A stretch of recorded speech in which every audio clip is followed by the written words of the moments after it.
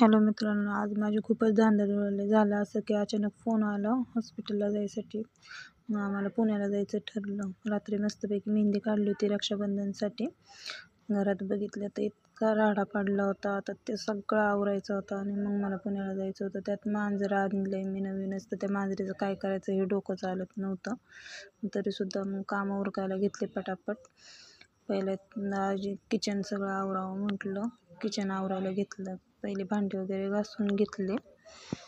लय वैताग आला होता सकाळ सकाळ. सगळं घर किचन आवरून घेतलं. किचन आवरल्याच्या नंतर मग म्हटलं बाहेरचं बी आवरायचं होतं. बाहेर बी खूप राडा होता, गुरांचं झाडून वगैरे काढायचं होतं. आणि मग मला सुद्धा फ्रेश व्हायचं होतं, आंघोळ करायची होती. त्यानंतर मी बाहेरचं गुरांचं झाडायला घेतलं. माझ्यापाशी गाया आहेत, त्या गाईचं करून झाडलोट वगैरे करून तिला खायला वगैरे आणायला ह्यांनी गेले होते. आणि त्याच्यानंतर सगळं झाल्यावरती आंघोळ वगैरे केली मस्तपैकी. ड्रेस वगैरे घातला, आता तयारी करायची होती.